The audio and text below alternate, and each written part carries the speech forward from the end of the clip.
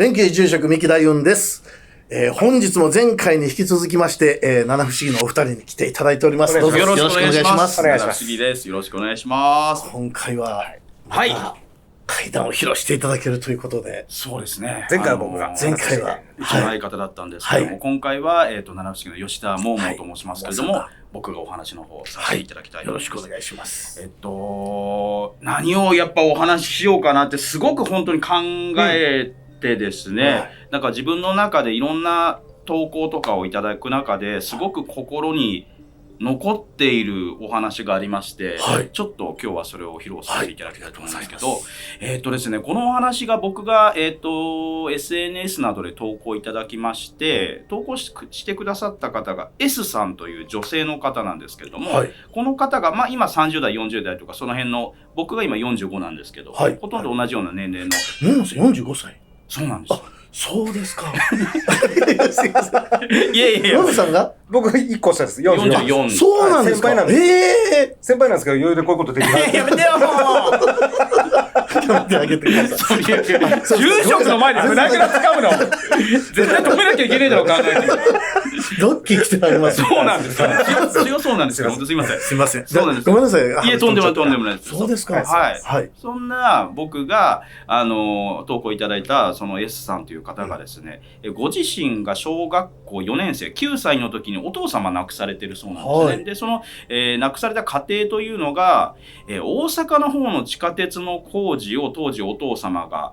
仕事でやってらっしゃった。で、他の従業員の方を、ちょっとここの司祭っていうのがちょっとわかんないんですけど、他の従業員の方をかばって、地上から地下に落ちてしまって、転落して、で、意識がなくなって、1年半意識がない状態で、で、そのまま病院で亡くなられてしまったそうなんです。で、このお父さんっていうのが S さんにとってもすごく優しい方で、だから要は9歳までの記憶しかお父さんとの思い出っていうのは S さんはないんですけど、本当に優しくて家族思いだったし、動物が大好きで一緒に犬とかと一緒に生活してた思い出をすごく覚えてると。で、そのお父さんが1年半のこの意識がない中で亡くなられてしまって、お葬式があって数日経った時のことらしいんですけども、S さんがその時に、自分のご実家で夜寝てたそうなんです。一つの部屋に S さんがいて、妹さんがいて、おばあちゃんがいて、お母さんがいて、4人で一部屋で寝ていたと。で、普通に寝てたそうなんですけど、なんか夜中にパッと目が覚めたんですって。なんか今日起きちゃったなと思ったら、部屋の入り口のところに誰かが立ってる。お父さんだってもう直感で分かったんですって。でもなんでお父さんかって分かったかっていうと、黒いシルエットなんですよ。シルエットなんですけど、着てる衣服っていうのがダークグレーのロングコートを着ていると。で、これっていうのはお父さんがいつも冬場になると着ていたやつだそうなんですね。だから、お父さんが着てるコートのやつでそういう体格もほとんど一緒だから、顔は黒くなっててわからないんですって。でも、お父さんだと思って、お父さんって言って起き上がって、その入り口のところにお父さんに向かって、お父さんって言ったらお父さんがその手を取ってくれて、行こうみたいな言葉は言わないんですよ。行こうみたいな感じで、この玄関のところに行くんですって。で、玄関のところに行くんだって、その S さんを思って、なるほどって思ったのは、玄関にはお父さんが可愛がっていた大型犬のサムっていう犬がいるんですけど、それがいると。だから、多分お父さんサムのところに私連れて行くんだなって。で、実際玄関行ってみたら、サムがお父さんの雰囲気わかるんでしょうね。すごい喜んで尻尾振ってるそうなんですよ。やっぱサムもお父さんって嬉しいよね、みたいな、そんな感じのことをやっていたら、外に出るんですって。玄関を出て、一軒家なんですけど、一軒家を出て外に行くと、あれお父さん私を外に連れて行くんだと思って、その玄関の扉を開けて外に出て、しばらく数歩歩いていたら、その S さんとお父さんの横にファッて突然人が現れた。で、この人っていうのもまたシルエットなんですよ。シルエットなんで顔はぐちゃぐちゃってなっててわからないんですけど、なんとなく女性だと思うんですって。小太りな方で、なんかピンクのスーツを着ているようなイメージがするっていうのは直感でなんかわかるらしいんですよ。そういう方が目の前に現れた。で、S さん当然その人のことわかんないんですよ。何この人と思ったら、そのピンクのシルエットの方っていうのがお父さんと何かお話をしているらしいんですよ。はいはい、何を喋ってるか聞こえないんですよ。でもなんか喋ってるなと思ったら、そのピンクのおばさんっていうのが S さんの手を取って家の中に戻してくれたと。で、ここで寝るんだよみたいな感じでお布団のとこ連れてってくれて、で、いつの間にか眠っていて、で、あーって朝起きてみたいな。あれ一体何だったんだろう。でも絶対お父さんであったことに間違いがない。お母さんに言おうと思って、お母さんそのこと言ったらしいんですよ。お母さん昨日の夜にお父さんが出てきてって言ったら、まだ亡くなって数日しか経ってないんで、ちょっと怒られたそうなんですね。何言ってんのあんた、そんな寝ぼけてよくわかんないこと言って、お父さんはちゃんともう天国に行ってるんだからそんなこと言わないのって言われて、ごめんなさいみたいな感じで、じゃあもう言わないようにしとこうって思ったらしいんですけど、その日も S さん、妹、お母さん、おばあちゃん一部屋で寝てる時、また夜中起きちゃうんですよ。で、そしたらまた入り口のところにお父さんいるんです。今日も連日昨日と一緒にお父さん出てきたと思ったら、またお父さんが S さんの手を取って玄関行ってまた外に出るんですって。で、昨日はピンクのおばさんが出てきたなと思ったらまたパッて出てきたんです。またおばさん出てきたと思ったら、今度は反対側から男性とおぼしきまたシルエットが出てきた。これもシルエットで顔がぐちゃぐちゃってなっててわかんないんですけど、なんとなくですけど白髪混じりの頭で浴衣を着ている男性だっていうことが S さんにはわかるんですよ。昨日に比べて登場人物が一人増えたような状態ですよね。で、その時にこの新しく登場してきたその男性、60代、70代ぐらいの雰囲気がするシルエットらしいんですけど、この方っていうのがお父さんの肩っていうのをなんか叩いたらしいんですね。で、その叩くっていうのもなんかその頑張れよとかそういう激励の叩き方じゃなくて、ちょっと攻撃するようななんかみたいな叩き方だったらしいんですよ。で、それっていうのがお父さんがいじめられてるって言って S さんは思ってやめてって言おうとしたんですけど、昨日のようにピンクのおばさんっていうのがまた間に入って大丈夫みたいな。じゃあまた手を取って S さんの手を取ってまた布団までいざなってくれてまた眠ってしまう。で、また朝起きてあれは何だったんだろう。でもこれお母さんには言わないでおこう。私だけのことにしておこうと。で、3日連続ってまたその日の夜も寝ていると起きてしまう。入り口のお父さんがいる。またお父さんに誘われる。またお父さんは私をどっかに連れて行こうと思ってるんだ。玄関から外に出るんですよ。昨日はピンクのおばさん、そしておじさんが出てきたけど、今回は誰も出てこなかったそうなんです。普通に石畳を通って敷地の外に出た。今日は外に出たのお父さんと夜のお散歩なんだみたいな思ってるらしいんです。で、敷地を出て左側に行くと、ちょっと坂道になってるそうなんですね。で、その坂道の横を大和川っていうなんか川が流れてるそうなんですよ。で、このコースっていうのはお父さんとのいつものお散歩コースだったんで、お父さんとお散歩できて単純に嬉しいなと思っていたそうなんです。で、しばらく歩いていって坂の半分ぐらいまで行った時にまた、ふってピンクのおばさんと、そして昨日出てきたお父さんをパーンって叩いた、浴衣を着ていたような白髪のおじさんっていうのが2人同時に現れた。またなんか出てきちゃったって思ったら、昨日はパーンってちょっと攻撃するだけだった白髪のおじいさんっていうのが、もうお父さんの胸ぐら掴んで殴ったそうなんですよ。シルエットなんですけど、お父さんがバーンって殴られて、うわって殴られたみたいな。お父さんってなって、やめてそういうことをしないでって言ったら、お父さんがなんかちょっとね、S さんの方をチラッと向いて、なんか首を振るような仕草をしたそうなんですよ。そしたら、またピンクのおばさんっていうのが手を取ってくれて、布団までいざなってくれて、その日は終わった。3日連続変なことが起こった。いつも出てくる。今日もまたお父さん出てくるのかなって、そんなことを思いながら4日目眠りにつく。起きる。いるんですよ。お父さんいる。また腕を取って連れて行かれる。で、今回昨日と同じように普通に敷地の外を出たらしいんです。で、昨日は坂の途中でピンクのおばさんとまたおじさんが出てきた。今回は出てこなかったそうなんですよ。そのままどんどん坂の上の方まで行ったそうなんですよ。で、坂の上の方まで行ったところで、本来はないものがあったそうなんです。それがバス停だそうなんですよ。あれ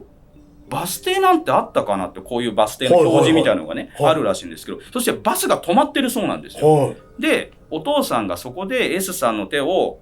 パッて離して、乗れ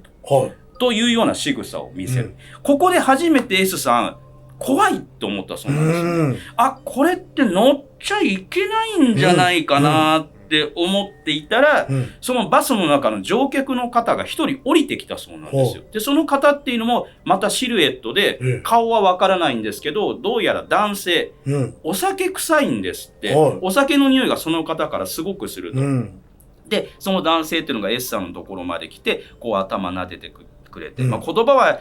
ないですけど大丈夫みたいなことをはいなんかそういうのが伝わってくるそうなんですね。うんで、その男性っていうのがまたお父さんとなんかこう、まあお話かなんか、うんなんか喋ってるそうなんですよ。で、結局その男性っていうのがまた S さんの手を取ってお家まで連れてってくれて、お布団で寝て起きるっていうこと。は4日続けて変な夢なのかよくわからねえ、そしてお父さんが私をどこかバスかなんかに乗らせようとしたなーって思ってたその日5日目の、これはお昼のことなんですけど、お昼その時休日だったそうなんですけど、自分の妹と一緒に玄関で遊んでたそうなんですね。まあ大きい大型犬のサムがいるってさっき言いましたけど、はいはい大型犬と一緒にまあ姉妹で一緒になんか犬も交えて遊んでたそうなんです。でお昼になってお母さんがお昼ご飯よーみたいな、食べにおいでーって言って、あ、分かった行きますって言って姉妹で一緒に、今の方に行って、でお昼ご飯食べた。でも子供食べるあれですからもう10分とか20分ぐらいです、さーっと食べて、じゃあまた玄関戻ってサムと遊ぼうって言って玄関に戻ってきたらサムが死んでたそうなんです。さっきまで一緒に遊んでいた全然元気だったんですよ。大型犬が横になって倒れていて亡くなっていると。でその時のお母さんっていうのが、お父さんはすごくサムのことが大好きだったから、なんとなくだけどわからないけどね、もしかしたらお父さんが連れて行ってしまったのかもしれないねみたいなことを言ったそうなんですね。でそういうようなことが小学校の時に S さん体験していて、自分の中で留めていたそうなんですよ。お母さんに言ってもそういうことを言うなって言われるし、あれは本当にあったことなのか夢なのか自分でもよくわからないってなっていた時に、自分が中学校になった時に亡くなったお父さんのお母さん、おばあちゃんの家に一人で遊びに行く機会があったそうなんですよ。でその時に、ああそっかお父さん、おばあちゃんだったらなんかわかるかもしれないなと思って、怒られるのを覚悟でちょっと聞いてみようと思ったと。でおばあちゃんねって言って、実は私小学校の頃にねって言って、その4日連続体験した夜の出来事っていうのを全部おばあちゃんに話したそうなんですよ。あ、なるほどねって言って、おばあちゃんアルバムを持ってきて S さんの前に置いて、3枚の写真出した。でこれ見てごらんって言って1枚目に刺された写真っていうのがピンクのスーツを着たおばさんだったそうです。でこの方っていうのが、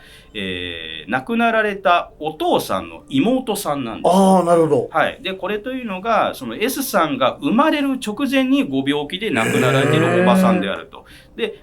新しくというかその姪っ子が生まれることっていうのをすごく楽しみにしながら亡くなられた方であります。あ、なるほどって思ったらこれ見てごらんって言って2枚目に出てきたのが、白髪混じりで浴衣を着た恰幅のいいおじいさんである。でこの方っていうのは亡くなったお父さんのおじいさんなんです。なるほど。S さんから見たらひいおじいさんの立場になるんですけど、当然面識は全くないんですよ。だけど、そういう昔いらっしゃった方で、そのお父さんもすごく大好きだったおじいちゃんだったんです。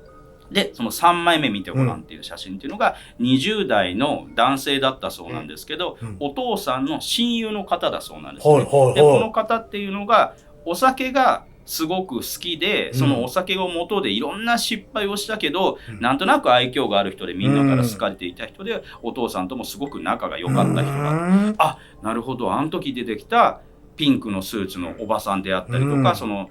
浴衣の方であったりとか、あの時バス停から私を救ってくれたあの時のお酒の匂いがした人って多分この人なんだなと思ったと。でその時におばあちゃんが、あなたのお父さんは家族との縁が薄い人だったのよっていうことをおっしゃったそうなんです。ちょっと僕ここ細かく取材したかったんですけど、ちょっとその言葉の部分っていうのをちょっと口をなかなか言いづらいこともあるらしくて、そういうような状況であったと。だからそして自分がこういう形で亡くなるっていう時で、そして自分の娘であったりとか家族っていうのを残していくことをすごくいろんな思いがありながらあの世に行ったんだと思うと。人間でも亡くなっても我が娘愛しさのあまりに一緒に行こうと亡くなってもそういう過ちっていうのはもしかしたら犯すのかもしれないよねって最後おばあさんがおっしゃって、なるほどと思ったっていうお話でございました。ありがとうございました。切ないですね。すごく何とも言えない気分になるんですよね。なんかよく、まあ私らお坊さんはそうなんですけども、唯一お坊さんの休みの日っていうのがあって、はい、お坊さんが会議するときには決まった暦の日にするんですよ。はい、もうほぼほぼ、もう全国のお坊さんそうなんですけど、友引きなんです。ああ、なるほど。暦上友引きの日っていうのはもう友を引くのでお葬式しないんですよね。で、一応その日はお葬式がないので、お坊さんの介護に使うんですけど、その日を。で、この友引きって、生きてる私たちに対して、この日にしたら、友を引くからダメですよという警告もあると思うんですが、私もう一つはね、この友引きの日っていうのは実は亡くなった方たちに対して、友引きの日、あえてお葬式を休むことによって、そうやってやっぱり家族連れて行きたい思いとかをきっとあると思うんですよね。でも、そこを断ち切りなさいという意味で、まあ、ちょっと教訓の意味で私は、こう、友引きの日があるんではないかなと思うんですけど、ただまあ今のお話聞いてると、一番大切なのは、私たち残された人間が、いかにこう亡くなられた方たちに心配かけずに、お父さん、亡くなっちゃったけど、もうこれからお母さんと頑張っていくからねってやってると心配ないでしょうけど、やっぱりなんか不安とかがあったんでしょうね、お父さんもね。そうでしょうね。気持ちはわかりますね、でもなんか。それをね、なんかみんないろんな親族の方っていうのが、そういうお父さんやめなよと。ためにね、そうですね。総出でなっていろんな方が出てくると、そう縁みたいな縁日じゃないですけど、そういうのもすごくいろいろ感じる。そうですね。とこですね。だからなんか、私たち生きてる人間は本当に、どんなに苦境に立たされても、ご先祖さんとか亡くなった方には心配かけないように、もう明るく振る舞ってやっていると、なぜか明るくなってきますね。もう本当に笑う角には服着たんじゃないですけど、もしまあちょっとこれご覧の皆様の中で、近親者の方、亡くされてる方がおられたら、皆さん経験することなんでね、辛い思いは。ですけども、明るく一つ生きていただけたらというふうに思います。はい。ということで、2回連続いただきましたけども、またぜひぜひコラボをお願いしたいと思いますので、よろしくお願いします。本日はどうもありがとうございました。